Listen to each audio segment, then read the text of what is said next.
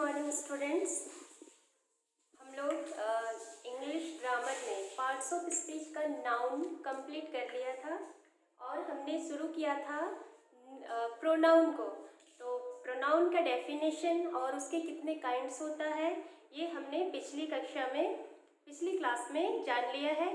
तो फिर से हम एक बार प्रोनाउन का डेफिनेशन दोहरा देते हैं। तो प्रोनाउन किसे कहा जाता है? A pronoun is a word that used in place of a noun। तो प्रोनाउन उस शब्द को कहा जाता है जो नाउन के बदले में प्रयोग किए जाते हैं। और हमने बताया था कि प्रोनाउन के कितने काइंड्स होते हैं। तो प्रोनाउन के 9 काइंड्स होते हैं। उसमें से आज हम लोग प्रोनाउन का फर्स्ट काइंड को देखेंगे। और प्रोनाउन का फर्स्ट काइंड है पर्सनल प्रोनाउन। पर्सनल प्रोनाउन का अर्थ होता है व्यक्तिवाचक संज्ञा। तो जैसे कि प्रोनाउन का डेफिनेशन हमने देखा कि प्रोनाउन किसे कहा जाता है। तो इससे पहले हम नाउन में जाते हैं कि नाउन किसी भी कोई भी नाम, चाहे वो व्यक्ति का हो, जगह का हो, या जानवर का या वस्तु का हो, नाउन कहलाता है। और नाउन को जो सब्स्टिट्यूट करता है वो कहलाता है प्रोनाउन। तो संज्ञा के बदले में जिस शब्द का प्रयोग किया जाता है वो कहलाता है प्रोनाउन। और प्रोनाउन का फर्स्ट काइंड है पर्सनल प्रोनाउन। जैसे कि मेरा नाम क्या है? मेरा नाम सुषमा है। मैं पढ़ा रही हूँ और मैं जैसे कि नाम मेरा क्या है कहेंगे तो माय नेम इज सुषमा, और सुषमा मेरा नाम है। लेकिन जब बातें करते हैं किसी के साथ या किसी से वार्तालाप करते हैं तो हम अपना नाम का यूज़ नहीं करते हैं, उसकी जगह पे मैं यूज़ करती हूँ, मतलब आई। तो ये आई क्या चीज़ है? ये सुषमा के बदले में आया है, तो इसलिए इस आई को हम क्या कहेंगे? प्रोनाउन कहेंगे। और प्रोनाउन को मैंने बता दिया था कि प्रोनाउन का उदाहरण के साथ में कैसे वो नाउन को सब्स्टिट्यूट करता है। तो आप एक बार पिछला जो आपका वीडियो है उसको आप एक बार रिवाइज कर लेंगे। तो चलिए हम लोग पर्सनल प्रोनाउन में आते हैं।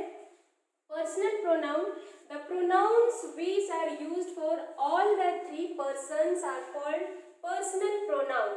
तो यहाँ पे कहता है कि तीनों पुरुषों के लिए प्रयोग किए जाने वाले प्रोनाउन को पर्सनल प्रोनाउन कहा जाता है, व्यक्तिवाचक सर्वनाम कहा जाता है। तीनों पुरुष, जैसे कि आप पुरुष पढ़े होंगे, जैसे संस्कृत में भी आपने पढ़ा होगा प्रथम पुरुष, मध्यम पुरुष, उत्तम पुरुष या अन्य पुरुष, और हिंदी में भी होता है। उसी को इंग्लिश में क्या कहा जाता है? First person, second person and third person. तो ये 3 पर्सन। तो क्या कह रहे हैं कि तीनों पर्सन के लिए यूज करने वाले प्रोनाउन को पर्सनल प्रोनाउन कहा जाता है। एग्जाम्पल के लिए जैसे मैं या मैंने, मी मीन्स मुझे, यू तुम या आप, योर्स तुम्हारा या आपका, ही वह या उसने, हिज मीन्स उसका। इस तरह से बहुत सारे प्रोनाउंस हैं जो नाउन के बदले में यूज किए जाते हैं। There are 3 kinds of personal pronoun। ये जो पर्सनल प्रोनाउन है, व्यक्तिवाचक सर्वनाम है, उसके 3 काइंड्स है, 3 भेद हैं। और फिर जिसमें से फर्स्ट है first person, second person and third person. तो फर्स्ट पर्सन को हिंदी में कहा जाता है प्रथम पुरुष, सेकेंड पर्सन को मध्यम पुरुष एंड थर्ड पर्सन को अन्य पुरुष या उत्तम पुरुष कहा जाता है। तो अब हम लोग देखते हैं कि फर्स्ट पर्सन किसे कहते हैं, सेकेंड पर्सन किसे कहते हैं और थर्ड पर्सन किसे कहा जाता है। तो यहाँ पे कहते हैं first person, the first person is the speaking,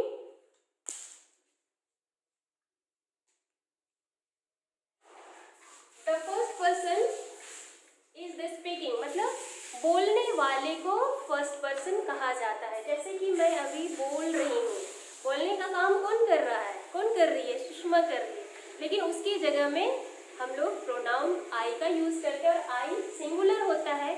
अभी मैं एक बोल रही हूँ, अगर मेरे साथ और कोई एक साथ आ जाए, अभी मैं बोल रही कोई गाना गाने तो साथ में गाए, तो हम लोग कहेंगे, मैं नहीं कहेंगे, क्या कहेंगे? हम लोग कहेंगे। तो यही है कि आई फर्स्ट पर्सन है और फर्स्ट पर्सन के साथ ये सिंगुलर नंबर है, वी आपका फर्स्ट पर्सन का प्लूरल नंबर होता है। हमने सिंगुलर प्लूरल भी पढ़ लिया है नाउन में, इसलिए सिंगुलर किसे कहा जाता है, प्लूरल किसे कहा जाता है, ये हमें जानना है। तो देखिए आई मीन्स मैं या मैंने, मी मीन्स मुझे या मुझको, माइन मीन्स मेरा, माई सेल्फ मीन्स मैं स्वयं या मैं खुद। इसी तरह वी मीन्स हम या हम लोग, अस मीन्स हमें या हम लोगों को, आवर्स मीन्स हमारा, आवरसेल्फ मीन्स हम खुद या हम स्वयं। अब आते हैं हम सेकेंड पर्सन में। तो सेकेंड पर्सन किसे कहा जाता है? सेकेंड पर्सन मीन्स होता है मध्यम पुरुष, और मध्यम पुरुष किसे कहते हैं? The third person spoken the second person is the person spoken to. तो सेकेंड पर्सन उस प्रोनाउन को कहा जाता है जो कि सुनने का काम करता है। तो बोलने वाला कहलाया फर्स्ट पर्सन, सुनने वाला सेकेंड पर्सन। जब मैं क्लास में पढ़ा रही होती हूँ तो मैं बोलती हूँ, तो मैं अपने लिए आई का यूज़ करती हूँ, लेकिन सुनने वाले के लिए कौन सा वर्ड का प्रयोग किया जाता है? यू का प्रयोग किया जाता है। यू सिंगुलर भी है और प्लूरल भी है। तो यू मीन्स होता है तुम लोग या आप लोग, या तुम या आप। तो सेकेंड पर्सन में कौन आएगा? तुम। तो याद रखिए, बोलने वाला फर्स्ट पर्सन, सुनने वाला सेकेंड पर्सन। अब आते हैं हम थर्ड पर्सन में। थर्ड पर्सन अन्य पुरुष या उत्तम पुरुष। The third person spoken about. तो थर्ड पर्सन उस प्रोनाउंस को कहा जाता है जिसके लिए, जिसके बारे में बातें की जाती है, जिसके लिए बोला जाता है।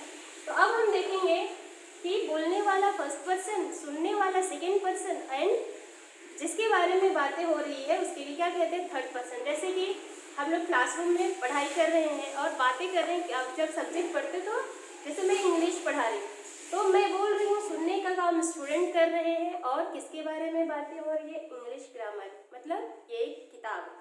तो जो निर्जीव वस्तु है उसके लिए हम क्या चीज़ का प्रयोग करते हैं? ईट का प्रयोग करते हैं। या फिर जब मैं किसी को किसी की कहानी बताती हूँ, चाहे वो राजा है या रानी है, तो राजा मेल है, तो हम लोग बात किसके के बारे में कर रहे हैं? राजा के बारे में। बोलने का काम, बताने का काम कौन कर रहा है? बोलने का काम मैं कर रही हूँ, सुनने का काम आप स्टूडेंट कर रहे हैं, और किसके बारे में बात हो रही है? राजा और रानी की कहानी। तो अब ये देखिए कि थर्ड पर्सन किसको कहेंगे? फर्स्ट पर्सन को हटा दीजिए, सेकेंड पर्सन को हटा दीजिए, जो शेष है वो किस में आ जाएगा? थर्ड पर्सन में।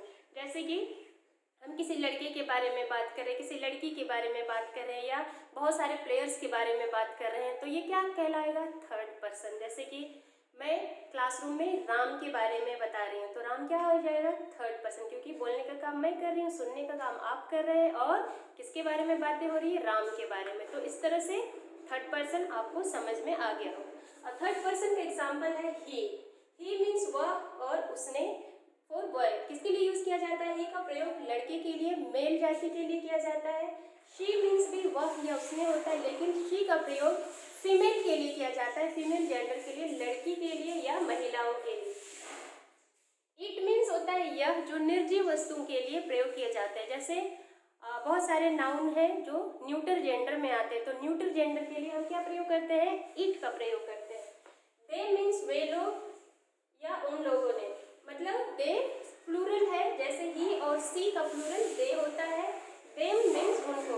तो आज आपका प्रोनाउन में फर्स्ट काइंड प्रोनाउन का कंप्लीट हो गया है। आप अच्छे से नोट बनाइए, इसको पढ़िए, ये आपके लिए भविष्य में बहुत काम आएगा। आपको एक्सरसाइज बनाने में भी बहुत काम आएंगे, क्योंकि हमेशा याद रखिए आपका बुक में जो एक्सरसाइज में उसमें सब्जेक्ट एंड प्रेडिकेट बहुत ज़्यादा है। सब्जेक्ट किससे बनता है? एक नाउन या प्रोनाउन। सब्जेक्ट हमेशा कोई नाउन या प्रोनाउन ही होता है, इसलिए हमें ये जानना बहुत ज़रूरी है। तो आज के लिए हम लोग यहीं पे क्लास खत्म करते हैं।